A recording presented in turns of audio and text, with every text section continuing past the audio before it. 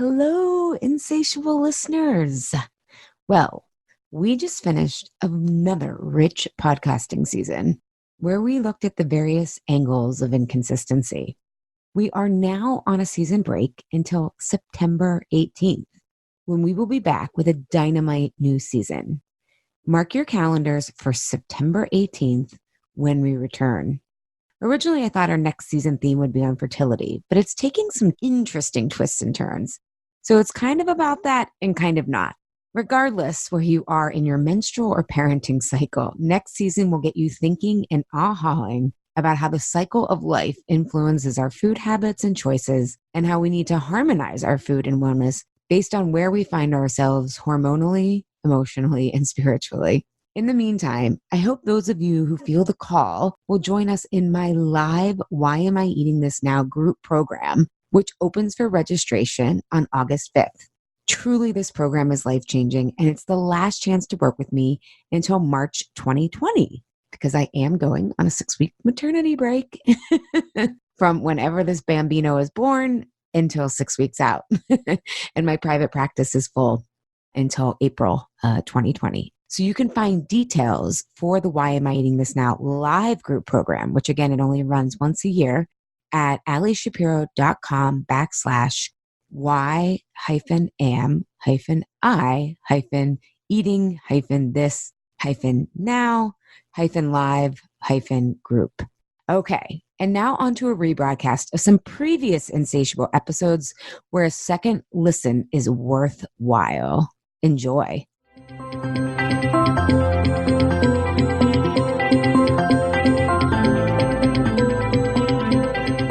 When you're fed up with fighting food and your body, join us here. I'm Allie Shapiro, creator of the Truce with Food program and your host for Insatiable, where we explore the hidden aspects of fighting our food, our weight, and our bodies, and dive deep into nutrition science and true whole health. Fair warning, this is not your parents' health care. This is a big rebel yell to those who crave meaning, hunger for truth, and whose lust for life is truly insatiable. Believe me, freedom awaits. Welcome, everybody, to Season 5 of Insatiable. This season, our theme is eating triggers, namely triggers for the on-off eating cycle. And what we're going to be talking about, especially in this episode, is really focusing on clarity. And the reason that clarity is so important as a tool and a process is because it really helps you get to the root cause of what's happening, right? This podcast, if you've been listening for a long time, you know that we're about the root cause. And when we're eating well, it's not just because of the food. So we're getting clearer on the reasons that we don't eat well. So we're getting to the root cause, which is why clarity is so important. Also, logic doesn't change us. You know, I have been using the example of everyone around me has had dogs and loved dogs. And I was always like, no, I don't want a dog. It took me having personal experience and understanding my own patterns and triggers to now love my dog Coffee and be his biggest fan. Or maybe Carlos would say he is. I don't know. It doesn't matter. Moving on. And lastly, clarity equals distance. So if you've ever been able to look back on something in your life and feel like you've worked through it or that it doesn't trigger you in the same way, it's because you have distance. And clarity gives us that as well. So that's what we're going to focus on again in today's episode. So no matter how well we're doing with our goals, life happens. And it's in those times of uncertainty that many of us turn to self-help experts or books to tell us how to overcome our urges or what we think of as self-sabotage. Often, though, we end up stuck even more, paralyzed by mantras like, be positive or feel your feelings, because we don't know how to actually do that. On today's episode of Insatiable, Eating Triggers Transform Self-Help into Self-Trust, one of my clients, Eva, is stopping by to share her Truce with Food story and how she learned that she doesn't need anyone else to tell her what to do or who to be. This is a great liberation story. So before we get started, Eva Schrathforth is a yoga teacher working in the corporate world and currently studying to become a holistic wellness coach. So thank you, Eva, for being here with Juliette and I. Thanks for having me. Yeah. So let's start what led you to how you found Truce with Food in my work and where you were in your life at the time. About, I guess it was like 8 months ago now, right? Or 6 months? Yeah, I think it's been a lot earlier. Like I've listened to Insatiable for a long time before I actually contacted you. Most But, people do, which is good. You're taking it all in. yeah, exactly. So yeah, let's start at the beginning, I guess. So it was probably about 2 years ago that I actually found you. And that was at a time where I had what I would call my dream job now. Like I was like really in flow. I was building, it was a tiny business that I was building from scratch. And I poured my heart and soul into it, really. And at that point, I was also like eating really well and exercising every day and started yoga teacher training and like everything was awesome. But then things kind of happened and things turned around. So that job was a big risk that I had taken on because it was a tiny business and I saw it as an opportunity to run a business myself. But then like a year later, we came to the point where I had to go part-time and that didn't work because I was about to take out a mortgage. And then I had to look for something new and I found something new. And that was like the perfect job again, kind of on paper. So the right title and the right company and everything was amazing on paper. But then sitting in there, I didn't fit into the culture and that didn't work out either. And then I found a job in time to close the deal with the mortgage and everything was fine. I was back to doing what I'm good at, back in the corporate world. And yeah, everything looked fine on the outside, but on the inside, it wasn't so much fine. So, which kind of brings me to that whole self-help thing, because yeah, I'd spent a lot of time just like, I was always reading a self-help book, listening to all the podcasts and doing all the things. But at that point, it kind of didn't help me anymore. But I guess we'll come back to that part. What kind of made me a bit angry at that time was that I heard, yeah, just go for it. And you have to take risks and you have to push yourself outside your comfort zone. And the worst thing that can happen is that you end up exactly where you were before. And that happened. But I wasn't just where I were before. I was actually depressed where I were before. And I actually had panic attacks at work as well. So yeah, it was a hard time. And then the other thing, so like then I started Truce with Food and came at it more from that self-help angle because I'd spent so much time kind of looking for this flow and for this purpose and to do meaningful work. And it sounded like Truce with Food would give me that. And I wasn't too worried about the food piece, but where the food piece comes in is that in that whole time, this all happened in the span of a year, I also found Dr. Terry Walls. Basically what she did was she reversed her MS by changing her diet. And that really hit home for me because my mom has MS and I had grown up with that whole notion of we can't do anything about it. We just have to accept it and live with it. And so that kind of turned my whole world upside down. And then, yeah, I listened to Insatiable. She was on the podcast. I kept listening. But yeah, so I had found this sort of purpose in the sense that I needed to figure out how to change my diet. And like when I was in that job, that was amazing. It was easy for me to eat according to her protocol. And when I sent it to my mom, she was not really willing to try it. And I couldn't quite understand why. But then when I was back in corporate, I understood because it didn't work for me anymore either. And then, yeah, like mind blown about that. And like how I love not easy. I love that you're sharing this because I think so many people can relate to like, okay, if everything's working perfectly, I can do this food thing. But then the minute one of the pieces falls out, it's kind of like we fall off, right? And it's like, what's that about? And I think as I hear your story, I think of like my former self, and I don't know if you feel this, Juliette, as well, like trying to do everything, quote, right, with the self-help and the personal development and going for it. And then it being like, oh, it must be me because this is just not working out. And to have 3 job changes within a year is like, that's really stressful. Yes. Yeah, I remember when I moved to New York City, and had my dream job, and I had my diet in such a good place, was feeling the strongest I had ever felt, and just the most regimented, but with ease. It wasn't like I was regimented in a way to control anything. It just was like happening, because everything was in place.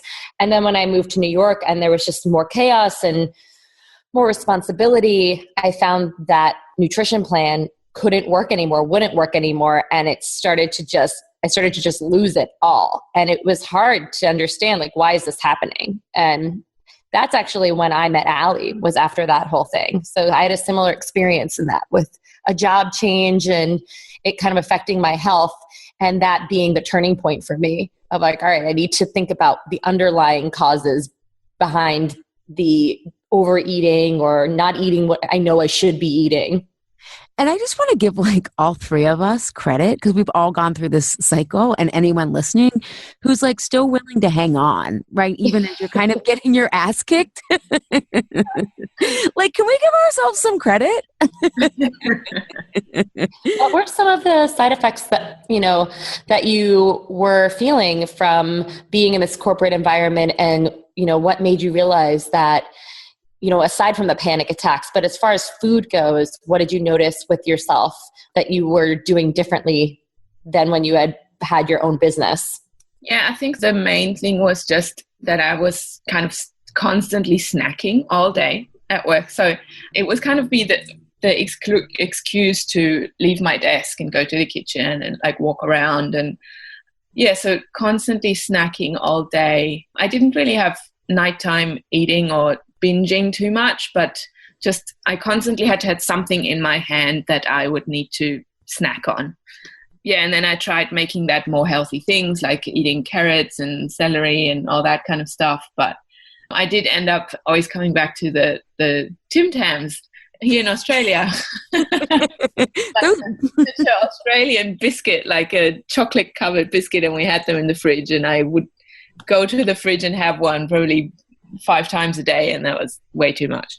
Mm-hmm. I love hearing the names of like other country snacks, because we've normalized like peanut M&Ms or Snickers, but like when you hear like Tim Tams, it just sounds so innocent and like funny, like friendly, Yeah.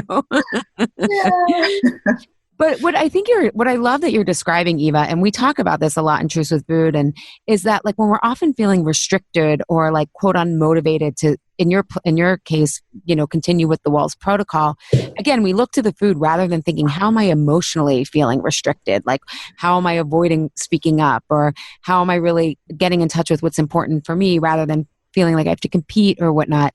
And I think people really take the sense of restriction around food at face value, like kind of, again, that it's really that I just want all of this food, when to your point, when the job was working really well, it was easy to find the energy to, do Dr. Walls's protocol or just eat well and not snack. So I just want to like emphasize that as part of your story, that other people can learn from. Like, just adding to that, the other thing was just that I had done my yoga teacher training and wanted to do that and wanted to help people figure this out as well.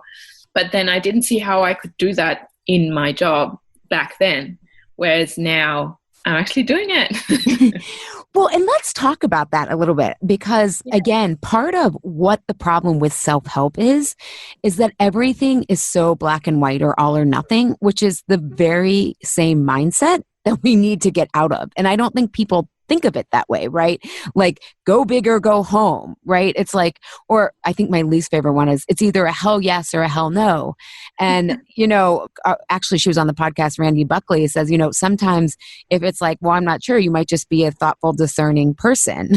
And not that other people aren't, but we see these memes and then we don't really know how to have the skills and steps to be slow but steady, I guess I would say, and sustainable. So can you talk a little bit about how like even yoga teacher training kind of knocked you off your game a little bit, and then kind of how you came to embrace the growth mindset that we talk about, that you've actually embodied it and been able to see more opportunities through the Truce with Food tools?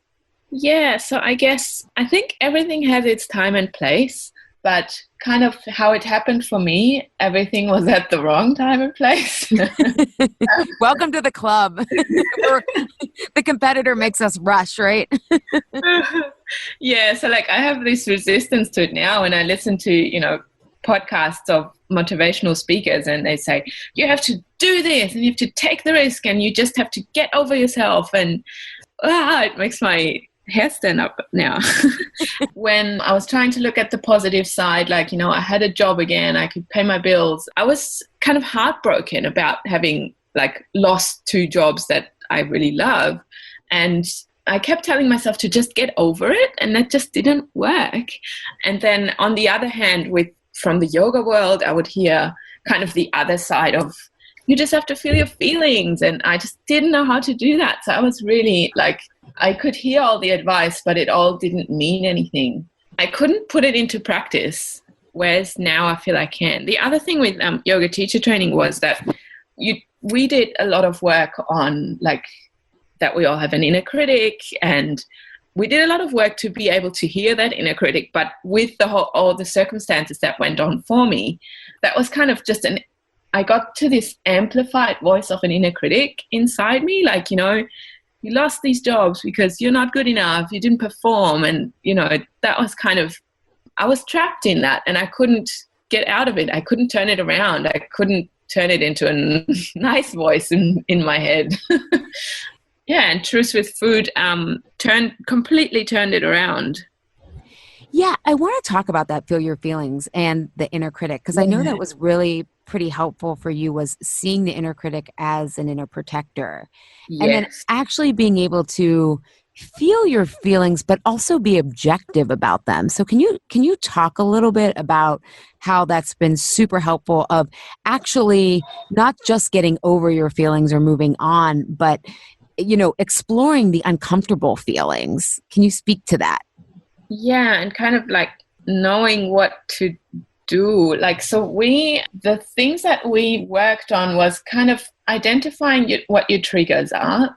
And then we worked on starting to see when you are triggered, but then being able to lean into that. So kind of like listening to music that would help process that feeling, or reaching out to someone and talking to someone, which I didn't do either. And what else? Those are kind of the ones that work well for me now. We had a few, like a meditation. You sent us a Kundalini meditation that worked really well for me as well. So kind of these tactics and coping mechanisms to work through it, and then kind of afterwards you get that perspective of, okay, I can now see what's happening, and kind of switch into that growth mindset of, what can I learn from this? Like, how do I need to deal with this in the future? Like, what do I need to do to work through this feeling, whatever has come up? Yeah, and I'm glad you said that, because I don't know if either of you have seen this. This kind of meme is going around in self-help worlds where it's like, whatever you think about me is none of my business. And it's like, I don't like that, because sometimes our inner protector is actually causing the reactions, or sometimes we're seeing it incorrectly.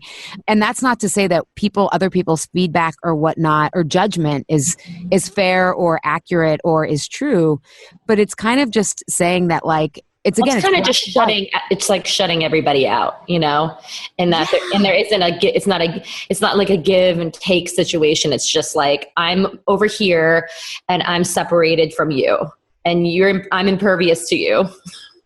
Yeah. And it's kind of putting up this boundary similar to like what Eva was saying. I was like, okay, just move on with it. Or like, okay, you're going to be back in the same place. But it's like, no, then you have all this baggage of feeling like you failed or that you're even more lost. I know that's happened to me several times. And rather than looking at it from like a growth mindset, I mean, that's ultimately what we're doing in Truce with Food, is like, what can I learn about the situation? And Eva, what did you learn a lot about the feelings that, it doesn't mean that about uncomfortable feelings. Like, what have you learned about the value of them, I guess?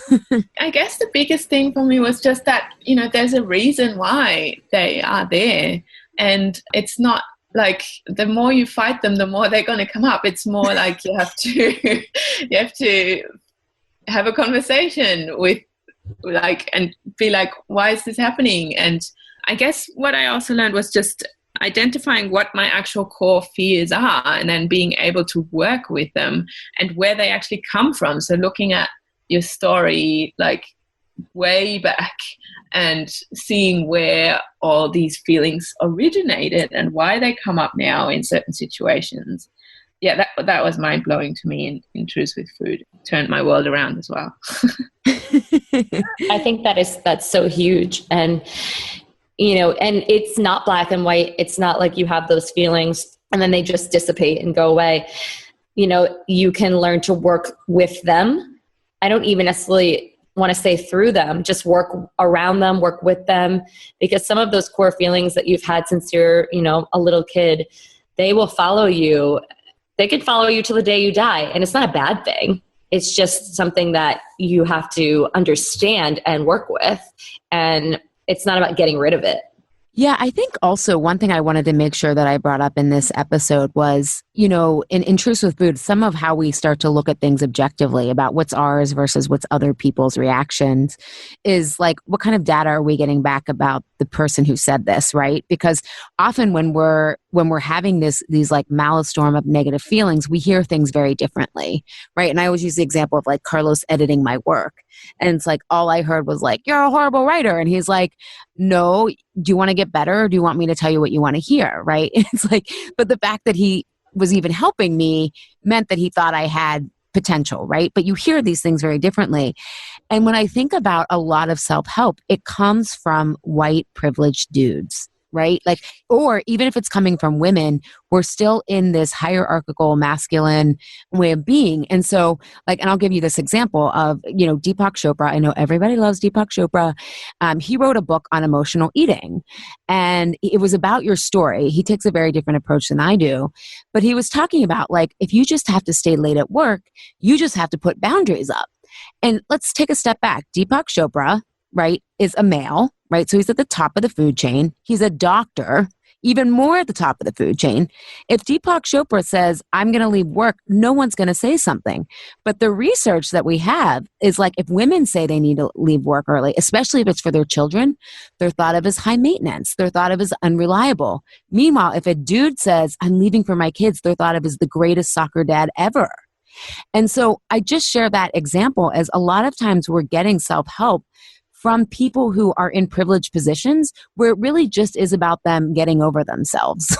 Do you know what I mean? But the rest of us who have bills to pay or we have things that we have to manage, it becomes a little bit more complex and nuanced. And I think that's a big piece that, you know, Eva, as you were saying, like you had to have a job. You were signing for a mortgage, right? With your now fiance, I'm assuming. But so it was like, okay, I can't just quit this job because it's horrible. It's like, no, I have real responsibilities here that I have to take into context. Yeah, privilege is such a big thing. Like that was kind of eye-opening for me as well when I think you said that on a podcast or I don't know, remember, but you said how like most entrepreneurs actually have family money. And I was like, yes, oh my God. That's why, like, you know, I can't just say, I'm going to quit my job today and start my business tomorrow because it just doesn't work that way for a lot of people. And there are people that do that aren't privileged, that you'll hear their stories and, you know, oh, I was practically homeless for 2 years building my business up and I lived on my friends' couches. And like, that doesn't make them a hero necessarily. I mean, that's a choice that they, you know, that they had. But I just want to be clear for other people that like myself included, like, I don't want to be living on people's couches. Like, you know, I want to be an entrepreneur and I want to do it in a more calculated, like not as high risk way, because I don't want the risk of not having, you know, food on the table or a roof over my head. Yeah, but yeah, and even like, I forget, someone was saying like, but I think often how entrepreneurial stories, you know, get played out, like Jeff Bezos' story, like they make it seem like he was in a dorm room and like, or even Mark Zuckerberg, but yeah, he was at Harvard, right? And like, or like you even read Malcolm Gladwell's book, Blink, and he talks about Bill Gates, like he happened to be, came from a really privileged family. He had all this time to study code, right? Then you go to college and it's so much about your network. And so it's okay. But I think we often leave in the self-development world, you need that dramatic arc. Right from a narrative structure, it's like, okay, we watch movies because of the emotional tension, right? And I think sometimes we beef them up or not. And then when we look at ourselves and say, why can't I do that? Yeah, this isn't to say like, oh, these people like are better. Like, I'm not trying to say they're better or worse. It's just like we all have to take to account our own history and where we are.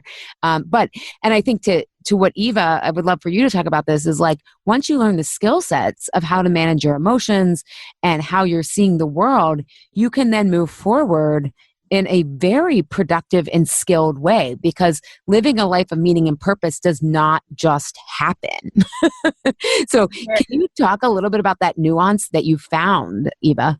Yeah, I think so. I didn't mean to say that all entrepreneurs are privileged. Oh, I know. I think we were saying that to cover all our butts.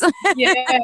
It's more that, the advice you hear, it comes from this kind of privileged perspective of just do it, but there's more to it than just doing it. And that kind of kept me stuck, that advice of kind of, you need to all or nothing kind of, I felt like I needed to quit my job to go into yoga teaching full time to make this happen. Whereas now I can see that I can actually work with another piece of advice you hear all the time is do what you can with what you have. But I didn't know how I could do that. So now what I've come to since working with you, Ali, is kind of, I started to teach yoga at work, and I started to study part-time while I'm working, and I'm starting to do wellness talks at work. So I'm making it work where I am, and I'm getting so much support from people. Like, my company supports me so much on this path, and it's not seen as taking away from my work, but actually enriching the office that I work in and making an impact on the company I work in, actually. And that feels amazing. Yeah. And that's kudos to you, because I mean, this is what I'm talking about, developing the skills. Like, you put the proposal together, you learned how to talk, you learned how to find, in Truce with Food, we're like the collaboration, where's the win-win? And so when we're, especially in that avoider pattern, we tend to think in all or nothing and build things up, and we think there's a conflict. But you took the time to like learn your own emotional response and what was important to you and match that with what the company is. And that is self-trust, right? I'm going to take these chances. I'm going to get clear on this. And I think that's important for people to learn, is that there's skills here that can be built. It doesn't just happen, right? You did the work to make that happen. Yeah. And I feel like now I can, I never would have ever before in a job approached my boss to be like, hey, I'm studying this outside of work. Can I talk about it at work? Like, that never would have crossed my mind before. But now I'm like, okay, that's what I want to do. And I can package this in a way that works for them as well, and move forward on this path that I'm on in little steps. And every little step's going to add up in the end, rather than having to, black and white, do it all or nothing in an all or nothing way. Yeah. And one thing that I think was a big revelation for you in Truce with Food was that we don't have one purpose, right? Again, all or nothing in the self-development world. I'm sure, Juliette, how people are like, you have one passion and you follow your passion, when really, when we look at the growth mindset research, you really develop a passion for what you're doing over time. And like, I don't know, Juliette, if you can speak to this, but I know for me, like, my passion for adult learning and getting people to be independent thinkers grew over time. I was like trying to figure out a food problem because I had the problem, and like, emotional health is important, but it took like years of sticking with something when the passion wore off, right? Which passion is often like, could be our wounds or whatnot, but it takes a while to like really develop the skills. And that's where like you need persistence. And it just takes a while, I think, really to find what your purpose is. However, you can have purposes every day. Like, me being a good pet parent is my purpose, right? Like, me being like helping my sister out right now with her wedding is really meaningful to me. And so I think sometimes, again, in that all or nothing black and white way, if we tell ourselves we only have one purpose, God, that puts so much pressure on it, including to make money from it, when sometimes you're just not going to.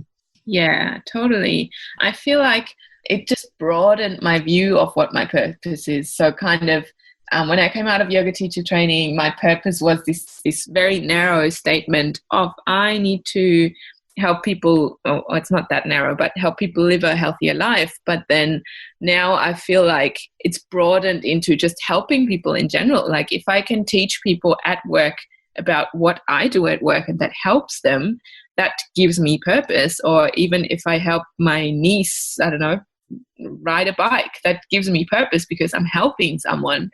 So you can find purpose in so many different ways. And like I looked at the Japanese that ikigai diagram the other day, and saw like how it has to, like, how it should be this overlap of what you love, what you're good at, what you can get paid for, and what the world needs. And I feel like you can do all these things separately. It doesn't have to be this one thing in the middle that does all of these things. Like you can, what the world needs might be that you need to raise a child, and what you love might be teaching yoga, and what you get paid for might be something else that you're good at work, and it can all come together as separate parts. Right? Yeah. Well, you have to be okay with things transforming and not being so fixated on, what the original plan was and your original dream and purpose, and not feeling guilty or down on yourself if you realize that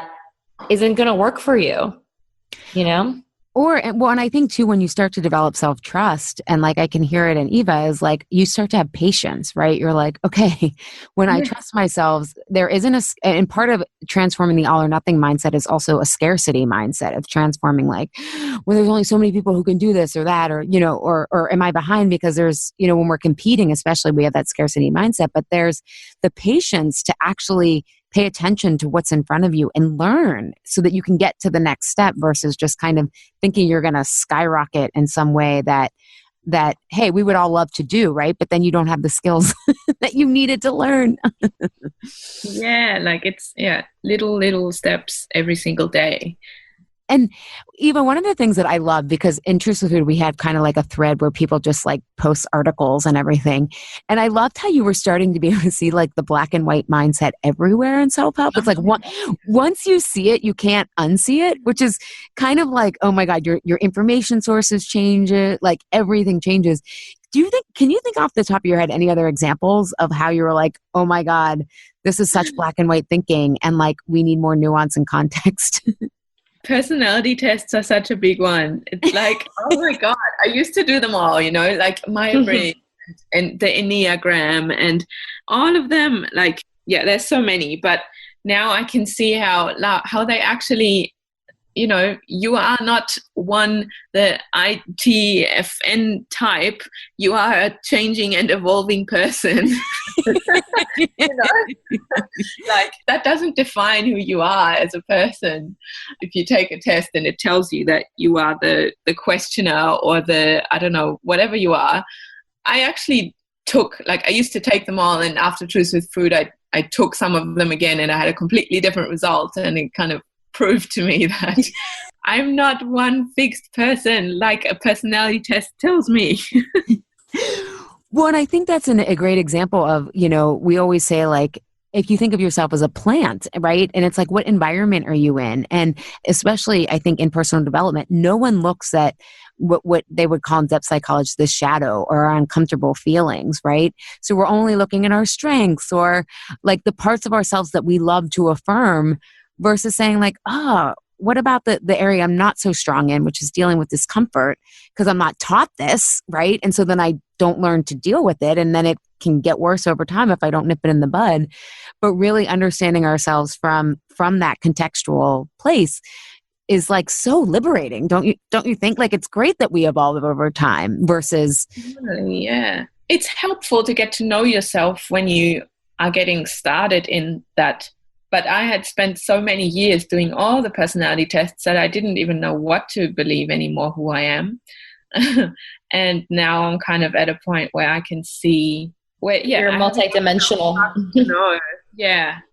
To know who I am or what's the truth, rather than trying to listen to someone else telling me what the truth is. Yeah, I mean, I think when you put such a hard label on yourself, like, I'm, introverted in this way, but I'm extroverted in that way. And then it can kind of guide you to making decisions just based off of that, not really based on your intuitive knowing of who you are. It's all external knowing of who you are. Like, this is what this thing told me I am, so I need to go with that. Yeah. I was doing another podcast actually last night. They were interviewing me, and I was talking about the difference between safety and freedom. And I think we all really crave freedom. And I loved how Eva said, like, well, I have to figure out what's true, because, right, true is freedom. And I described the difference of, like, perceived safety really is, okay, I'm extroverted here, introverted here. I'm an upholder, I'm an abstainer, I'm a this or that. It makes us feel safe in a way, because, like, oh, this is the template for how to act. But freedom is really choice, right? It's like, and freedom is different in each moment, right? So, like, if you didn't get any sleep the night before, you may not want to go to a party, versus being like, but I'm an extrovert and it's going to make me so happy to go. Like, maybe not. And true freedom is knowing yourself and your patterns and your triggers, and then being able to choose and have the flexibility to choose, right? Rather than being so rigid of, well, this is my destiny. Yeah, I think the other one, I have another example there. Like, while I was doing Truce with Food, Ali, remember how I applied for another job, and I was so, like, looking back now, I was so needy, wanting them to hire me. And now I can flip perspective and be like, would this actually have been the right choice for me? Would this have worked for me? And then there were so many things that didn't work in that particular case. And then, I like kind of flipping perspective from, I want them to hire me, to, do I actually really want to work there? Like, was that for your esteem, to make yourself feel like good about yourself if they hire you? It's not necessarily if this is even the right thing for me, but it's just the feeling like, okay, I'm good enough. They want me. Yeah. Just being like, well, this is who I am. And if you want me, I'm happy to work for you. But if we're not a fit for each other, then there isn't really a point of doing this, if that makes sense. Yeah, I'm so glad you brought that up, Eva, because, I replayed a podcast episode I did before about the adult development continuum that we go through in Truce with Food, and how we're becoming, we call it the boss mindset or self-authoring. But often why we are in these black and white, like, please like me, hire me, is because we're in this socialized mindset, and we're only evaluating if we've been chosen, or if we haven't been rejected, or if someone likes us, rather than doing the work to figure out, what do I value? What do I want? What do I need? And for you to say right fit, I love that word, because it's not implying that anything is right or wrong, right? We don't want to get back into the black and white mindset, but is this the right fit? I mean, that is such a different question than, did they like me? Was I good enough? It's more about the right fit. And then that develops self-trust, because you don't take everything so personally. And it doesn't mean that they missed off on a great opportunity. It just might have meant that you had different skills, right? And so we're not because if we make the other people bad or the situation bad, then we're still setting up the binary that we all need to get out of. Is that clear, or did I just kind of make it more complicated? No. That's 100% clear. I've been thinking about that a lot lately in opportunities in my life, or not even opportunities, but people and friendships and relationships. And, people come and go, and maybe it's just not the right fit at different times. And it doesn't mean you don't have to fight that. Yeah. Well, and as both of you are talking, I'm thinking about, we try to put such a like fixed mindset on the body and who we are. And as Eva was saying, you're ever evolving and growing. Like, the body's dynamic, nature's dynamic. It's always evolving and changing. And we can either get on the program of what's true, or we can spend our whole lives fighting it, right? Yeah, I think about that with my fitness regimen. Lately I haven't been feeling like I want to lift weights. And for so long, I just, lifting weights is something that has always just fulfilled me and has been like part of my identity and what people know me as, someone who is really big into strength training. But my body lately has just been talking to me and telling me that I just want Pilates and I just want to go running, and that's it, And there's nothing wrong with that. That's, if I look at it like an observer, it's just, okay, well, I'm still being healthy and active and, moving my body. It just doesn't necessarily need to be in this one way that I had defined myself as. Well, yeah, and because we're also hitting fall. Eva is coming into spring in Australia, but in the fall, I want to start doing more cardio and everything because I'm not as overheated from the heat in the summer. So I bet you're getting more in sync with the seasons, it sounds like.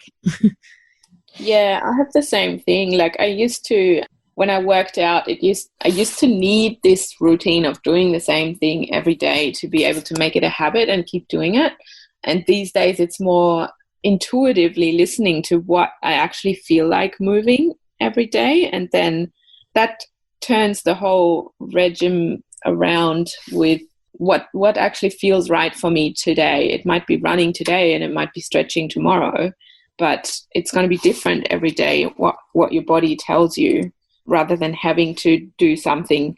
Like I make plans of what I want to do and then I change them last minute because of how I'm feeling in that moment.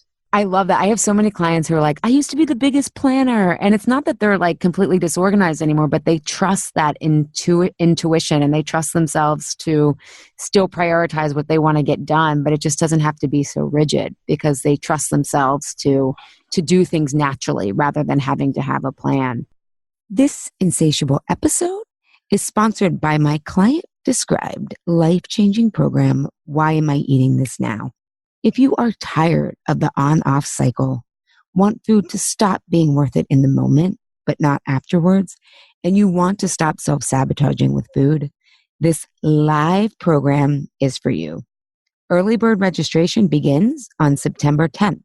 So visit alishapiro.com/Food Freedom 2018 to sign up to be notified when registration opens for this year's live session. Want to know a little bit more? Stay tuned to the end of this episode. So, Eva, what are some of the questions that help you tap into that self-trust? I loved how, you said, like, I've stopped being so needy and chasing people and jobs, and you have a choice now. And what kind of questions help you step into that boss mindset or that more aligned, right fit mindset? Well, I guess I ask myself, what do I want out of this situation? So if I'm going to catch up with someone, I'm starting to think about how I want to frame the situation. So which place do I want to go to? Which time works for me?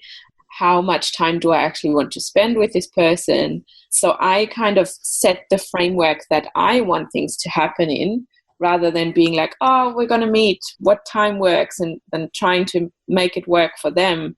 Whereas now I'm more like, okay, what works for, like, I'm getting really clear on what I want to do before I make a suggestion of what we should do, rather than trying to think, oh, this person likes that place and we should go there. I'm putting myself first, if that makes sense. And that actually makes it a lot easier because a lot of other people are often not that clear on what they want to do. Well, yeah. And I think on that, even you're prioritizing kind of the win-win. And I find people love when you take leadership like that, right? It's like, oh, I wanted to get together, but now that you've set it up like, oh, let's meet here at this time. It's like, sure, I can do it. Yeah. It makes it easy. Yeah, it makes it so much easier if I can say I want to meet at this time at this place, and they just have to say yes.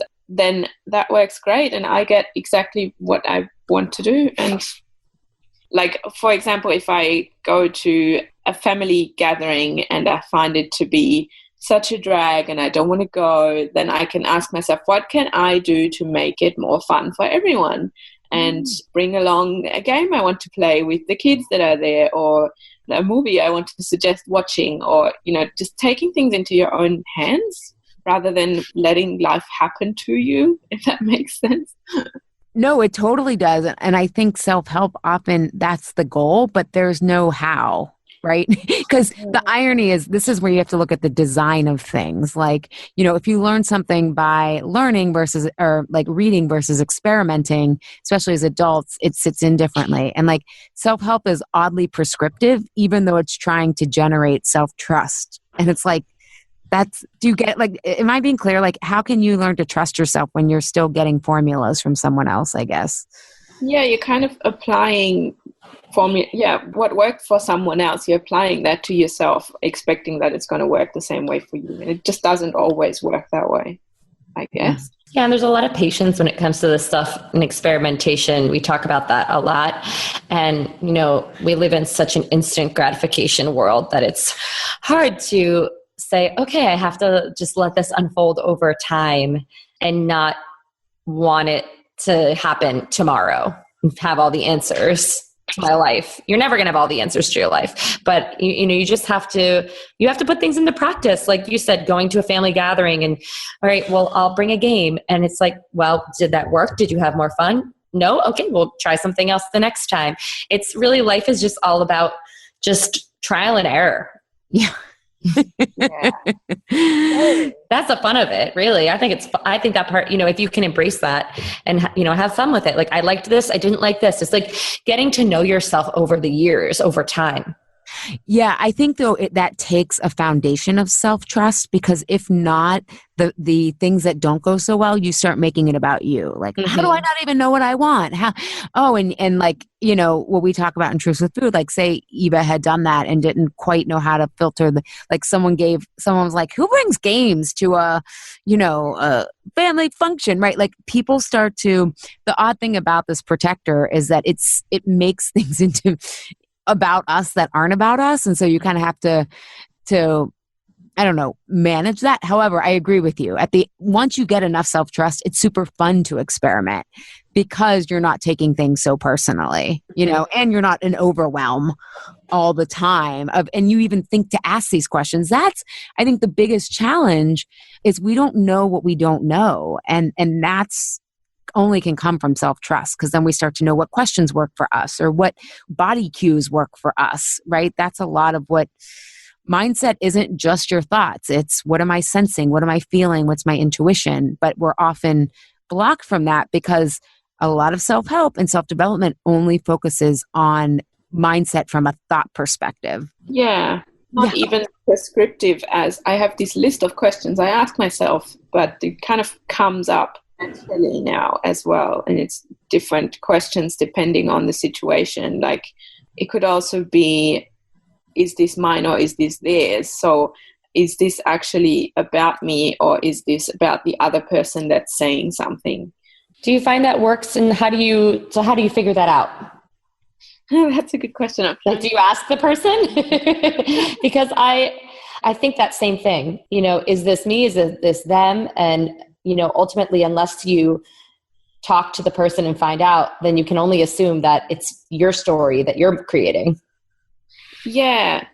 So, the other thing is that, we create a lot of stories around what's happening when it's not actually true. So if someone, I don't know, you just get an off feeling from another person, you're like, oh, she's upset with me for some reason. And you make up this whole story in your mind, whereas instead, next time you see her, you're like, oh, I had this feeling, is like that you're upset about me. Is that true? And then that person might say, oh no, I just had a bad day at work. And then it kind of becomes clear that, oh my God, I made up this whole story about her being upset with me when that's actually not the case at all. I find that challenging at times because people don't own up to how they're really feeling if they haven't done work on themselves, Yeah. So it's not all. So I did a lot of Landmark. I don't know if you're familiar with it. It's like it's a self-help transformative kind of program that a lot of people will call a cult or a brainwashing. I mean, I found I've heard of it, but I've never done it.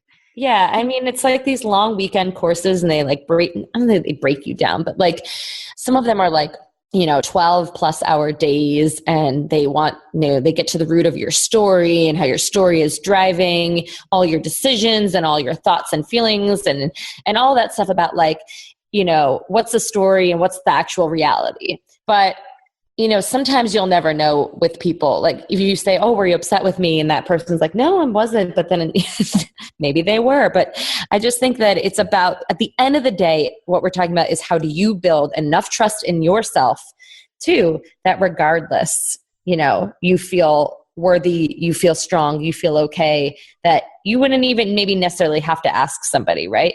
You can just. If it was about something like I didn't eat the food that she gave me, for example, then okay with her being upset about that, but it was my choice that Exactly. that they gave me. Yeah. And it's also when we're getting into self-authoring, it's getting really clear on what you value and saying and looking at like each interaction is like we say is a data point, not an end point. And so it's like, if I care about this friendship, is it important to me to have that level of intimacy? Or if it's just a work relationship, like what do I need to get from this relationship so that I'm effective here?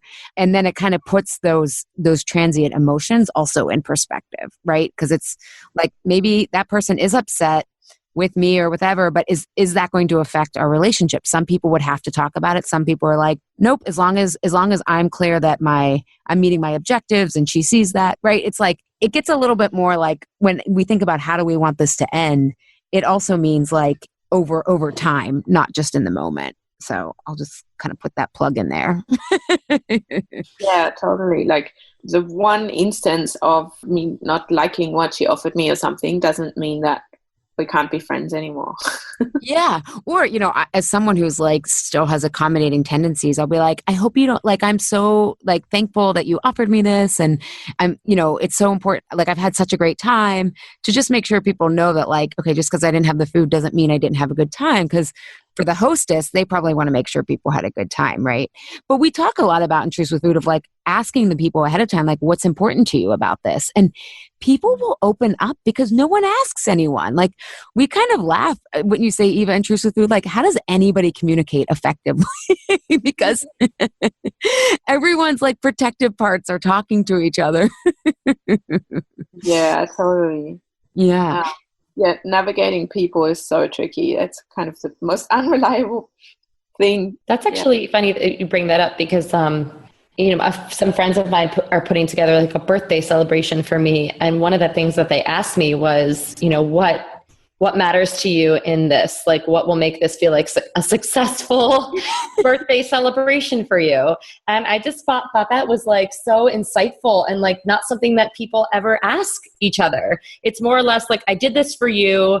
Hope I want you to enjoy it. And they put all the onus on them. Like if you create a party for someone or, it becomes all about the person who created it and, whether or not everyone had a good time versus like asking like, well, what's meaningful to you? How can I make this so that you will enjoy yourself to the max? So I thought that was like, I couldn't believe that those questions were asked. I was like, this is amazing.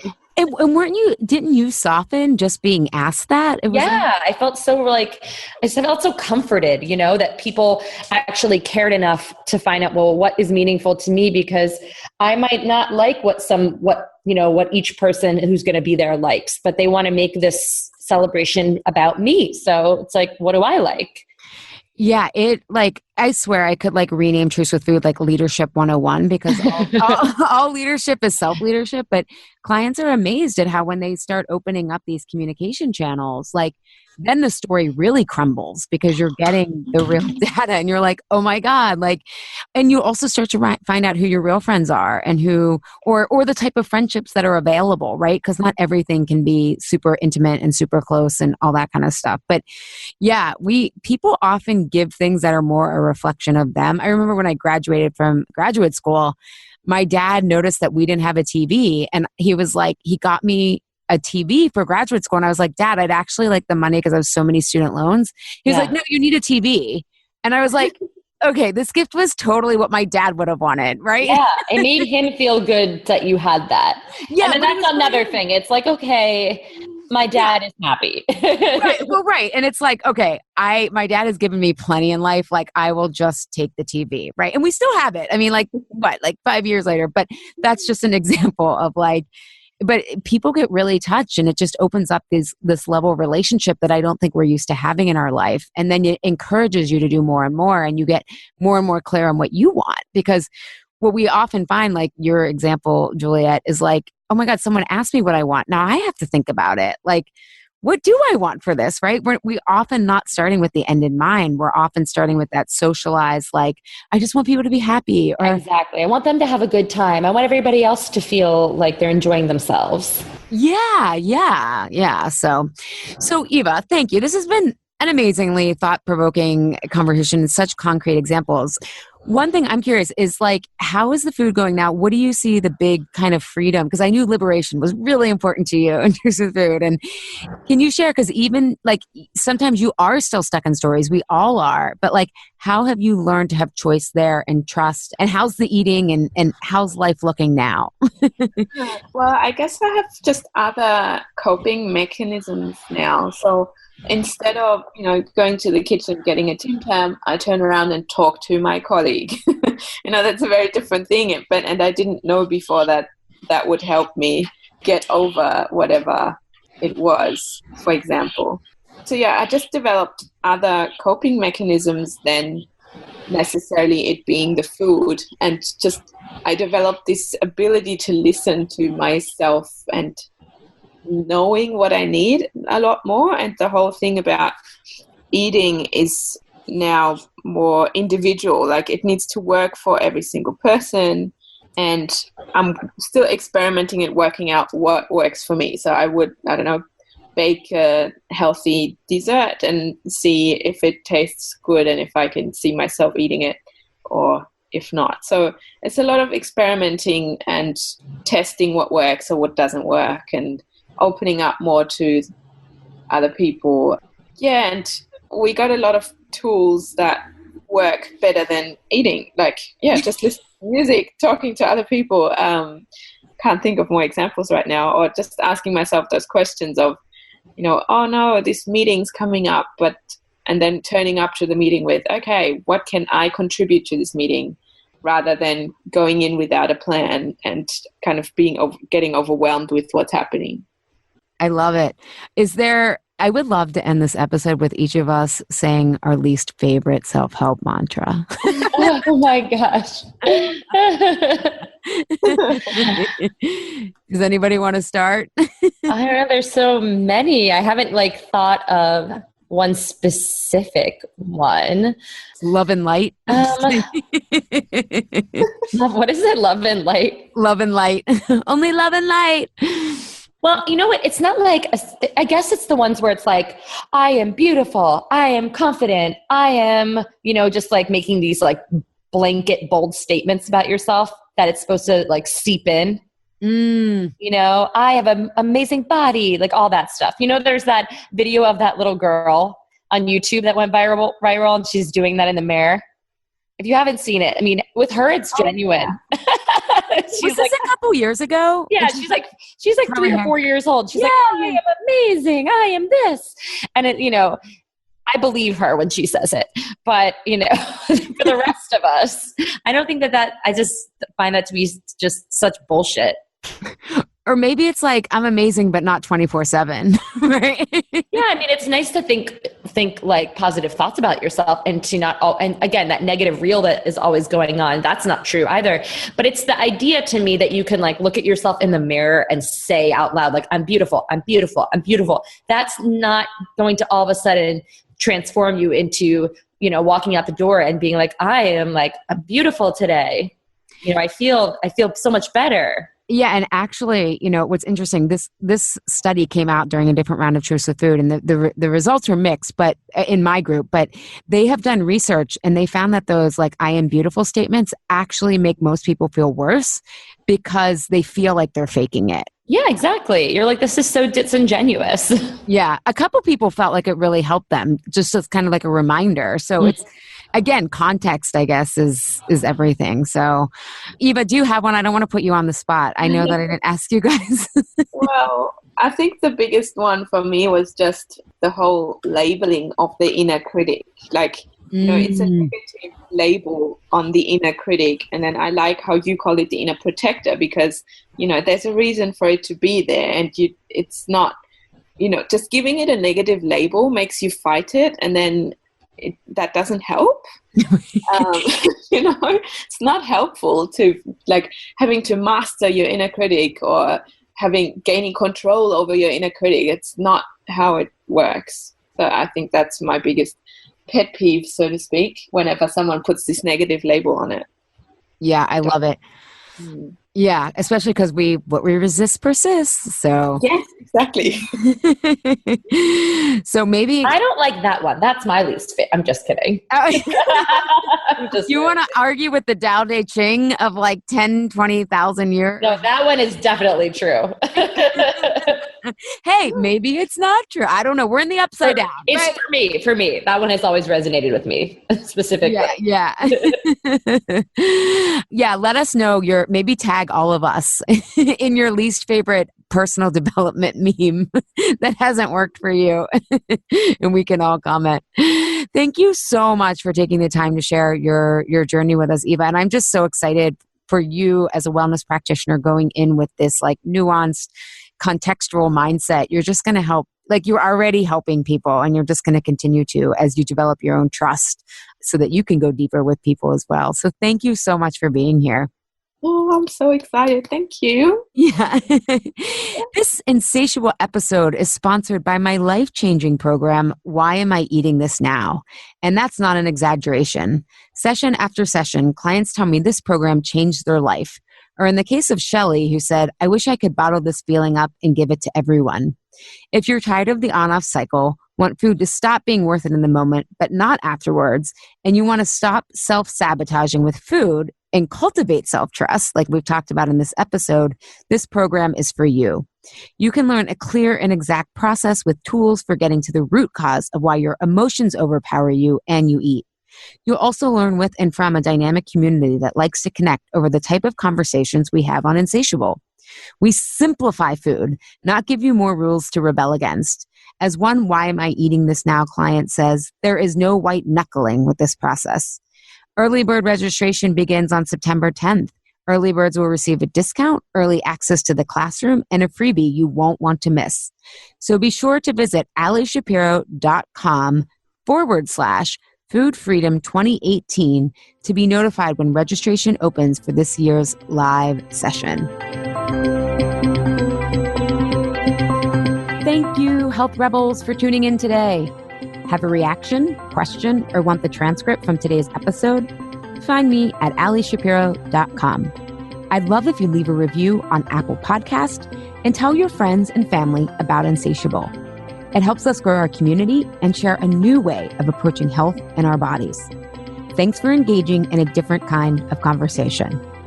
And remember, always, your body truths are unique, profound, real, and liberating.